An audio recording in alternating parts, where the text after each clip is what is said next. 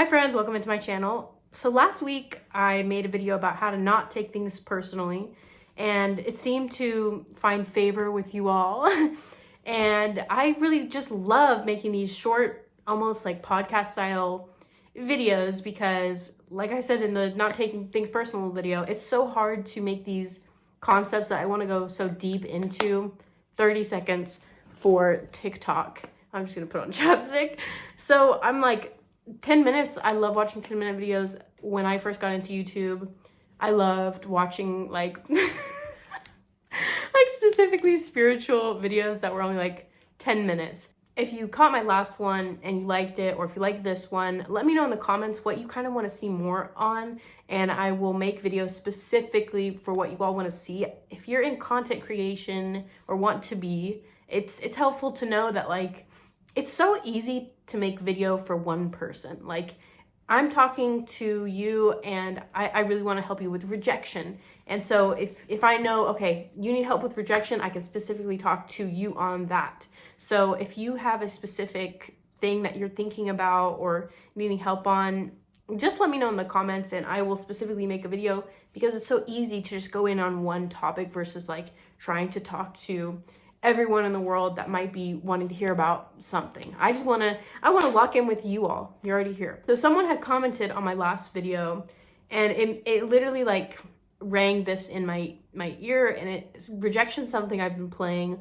a lot with recently. And I'm sure you've been on the internet, you've seen like rejection therapy videos. If you're like me, you could watch hours of those. Like, they're so much fun. And if you're really like me, you love like gamifying everything, and you maybe have even played with rejection games yourself. But today I just wanted to lock in on like why rejection is a good thing, how you're going to become bulletproof to rejection, how you're going to look forward to it instead of resisting it, and how to never be truly rejected again.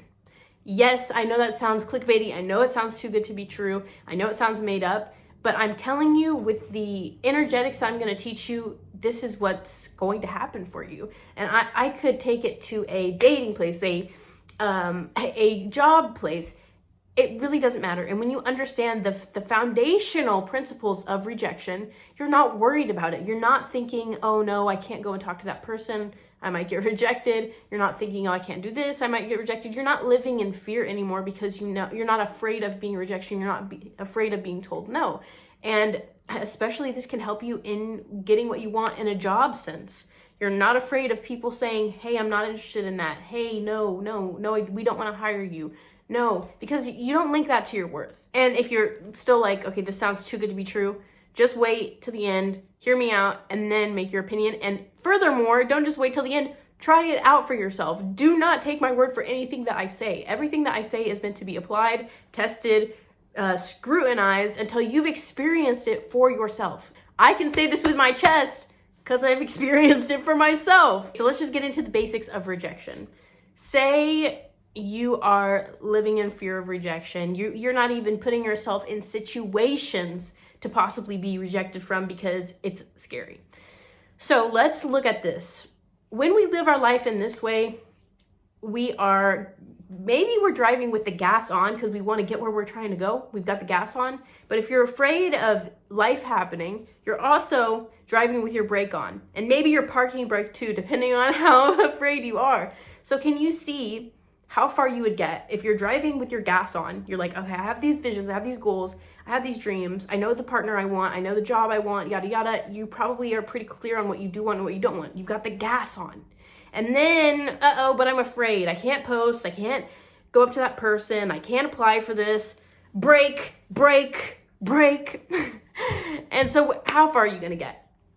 Nowhere. And worst case scenario, you're going to fuck up your car. You're going to fuck up your driving mechanism because you're commanding one way, yet having so much of this resistance, so much desire, so much resistance.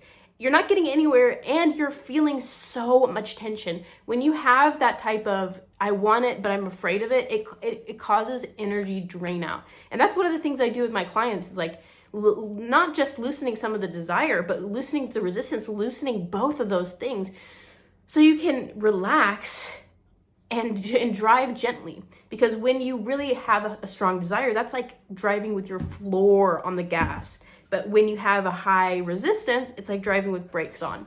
So in this case, you could call, a fear of rejection like a resistance. So the basics of this is you need to at least put yourself in a position to overcome your fear. You can't really test and play with rejection if you're too afraid of it. And if you are afraid of it, okay, let's get into it. No problem. Nope, no biggie. It's just a fear. And I want you to just start to anchor in something. One of the things that I anchored in for myself at a young age is I'm a warrior. I act in spite of fear. I put it into my identity because your identity is your reality. And so I just started saying after a training, I am a warrior. I act in spite of fear. I've been doing this since I was like 15 years old, you all. And I can tell you, my body just on command. If I say that, I could be on rock climbing and drop. If I say I'm a warrior, I act in spite of fear. I could jump off of a ledge because I've trained my nervous system that when I say those words, I can act in spite of fear and nothing bad is going to happen. So it's like an anchor for me. And so I want you to be able to create a courage anchor. If you've seen a levels of consciousness scale, you know courage is at the middle. And if you can't get above this line of courage, you can't get to appreciation. You can't get to gratitude. You can't get to these higher states of being if you haven't yet gotten to a place of courage. And so know that you can't experiment, go anywhere while driving if you haven't gotten past this level of courage. So yes, it will take courage to even experiment with this, but okay, no problem. You don't have the courage yet. We'll say, what are you exactly afraid of? So I want you to play the what if game. Worst comes to worst, what if that person, rejects me? Then what? Well, then I'm gonna get laughed at by everybody in the room. The music suddenly turns off like it's a movie. Everyone turns at me, points like we're in a movie, and everyone simultaneously laughs at me. Okay, then what? Well, then I'm going to get kicked out of the place that I'm at, and they'll all follow me to my home, beat me up. Then what? Worst case scenario. Then I'm going to be ostracized from every living person.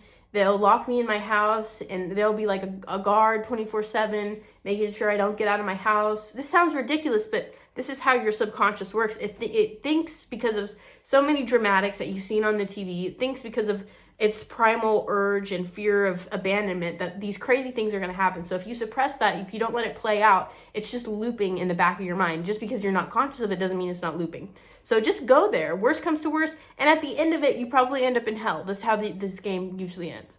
So take yourself through that exercise. Okay, well, what happens worst case, worst scenario? Now that you've overcome the courage aspect, you might still have a little bit of fear regarding rejection. Oh, well. You have to do it in order for your nervous system to get used to it. So and hopefully most of you all are past this anyways, and you already put yourself in positions of rejection. Whether you put yourself in positions to get rejected courageously or not, we're all putting ourselves in position to get rejected. And it eventually will happen, especially if you resist it. So most importantly, when you're being courageous, putting yourself intentionally in these positions where you could possibly get rejection, I want you to know, rejection is an illusion.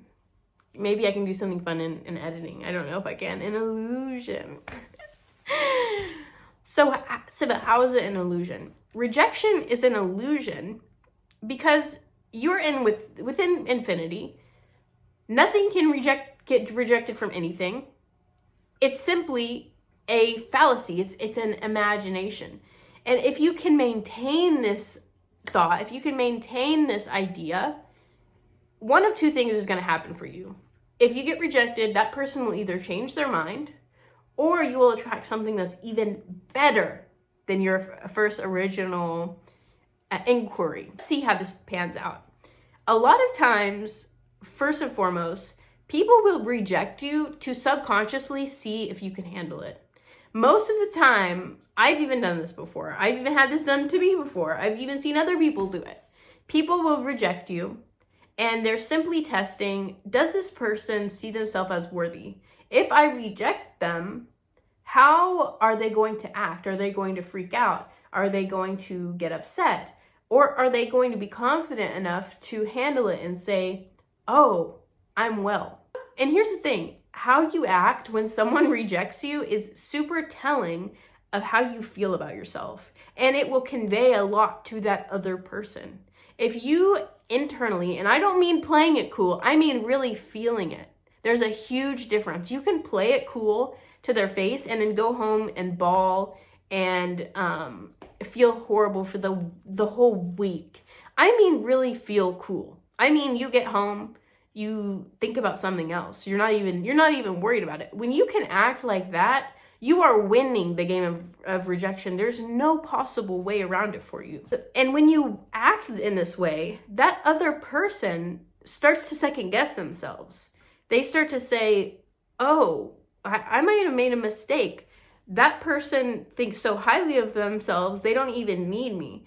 And it feels so unsafe when someone feels needy. And it feels very safe when someone just wants you, but they don't need you.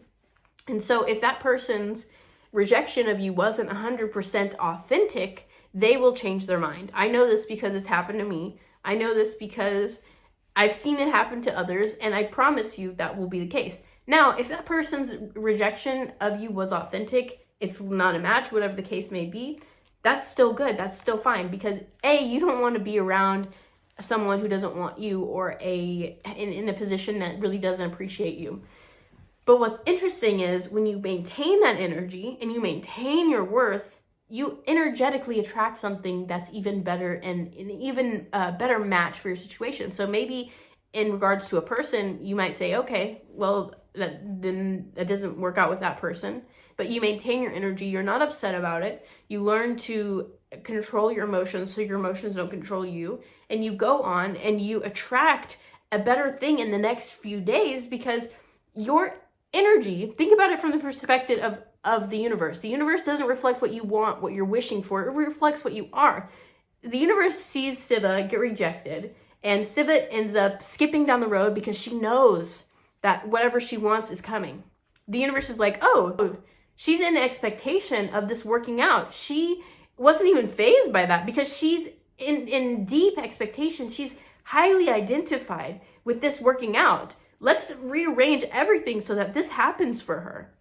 When you are in deep expectation, nothing really deters you. You are so clearly focused on this that it's not going to matter. Say your intention is, I am so deeply focused on a partner.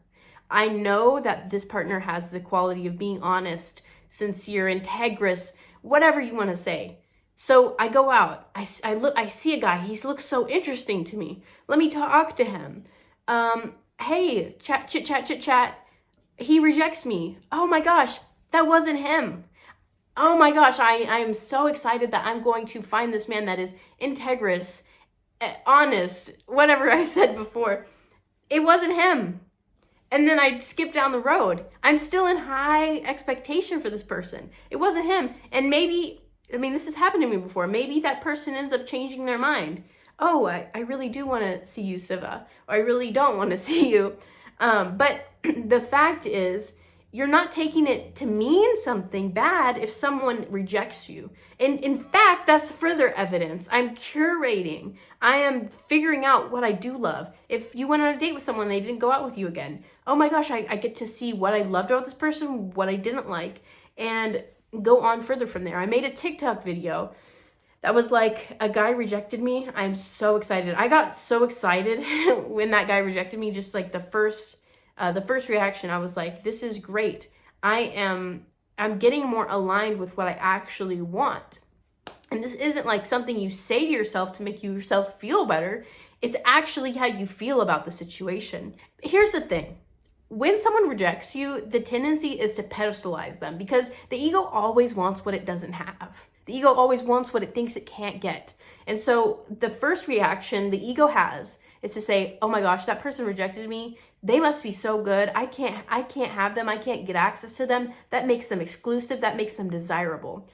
But pause. If you really take a minute and look at the dynamics and look at the situation between you and the thing or the person that rejected you, and you don't look at it from the ego's eyes of wanting, you'll actually start to notice, maybe this actually wasn't ideal for me.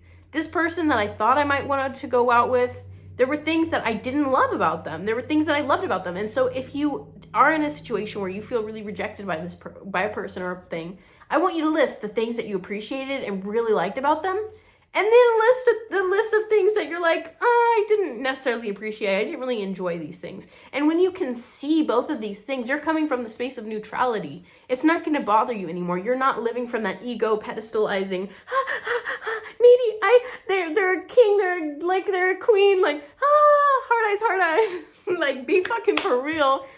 Take them off that pedestal. There's some good things about them. There's some mid things about them. There's some not so great things about them. They're human just like you and I. And so when you can look at it a lot more neutrally, probably the tendency to feel hurt from the rejection will go away anyways. I think I hit the main parts of this. I want to keep this kind of brief. But the last thing is you need to maintain your energy. And I'm telling you, there's a difference. I already said this. There's a difference between playing it cool and actually being cool. And so really the main thing is, how do you maintain your energy? No matter what. And the main way is by knowing who the fuck you are. If you know that you are a divine being, you're connected to the Most High, you're connected to the universe, whatever you want to say, you can create your own reality. And you can create it at any point, at any time, how you want it to be. There's not really much that you can lose. If you really wanted to, you can explore the situation with you and this person in consciousness. If you really wanted to, if you feel such a desire to be with this person, do it in your mind, do it in consciousness, and you won't have that desire anymore. And maybe it will come true in physical, but if you know how to visualize correctly, if you know how to experience something as true in consciousness, it won't bother you. You have already had it.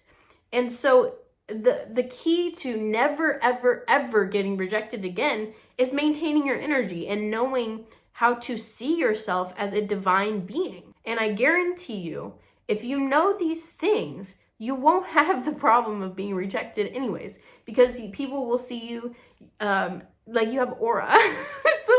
It's an easy way to say it, but it's true. Like you're such a magnetic and interesting person. And, you know, maybe that could be a different video, how to be interesting. People see you, how to have aura, that could be a whole video. People see you as an interesting person because of who you've made yourself to be. You've built your self-concept so much that it doesn't really happen. And if you do get rejected, it means something completely different. If you want to get clear on how to maintain your state no matter what and create your own reality and deeply love yourself, you know how to find my socials, get in contact with me, DM me. I have one-on-one containers where I coach people. And if you want to see some testimonials, maybe I'll put them on the screen. I love coaching people. So if you want to hear more about that, learn more about that, shoot me a DM. Please comment what you love to see more videos on. It really will help me speak to you and speak to exactly what you want. Comment, subscribing, whatever the algorithm shit. It helps me reach other people who want to hear this as well. And I really deeply appreciate you if you made it this far in the video. And yeah, get in contact with me. I'm a regular person, so I definitely read like everything that you all say. So I appreciate you, and I will see you in the next one. Bye.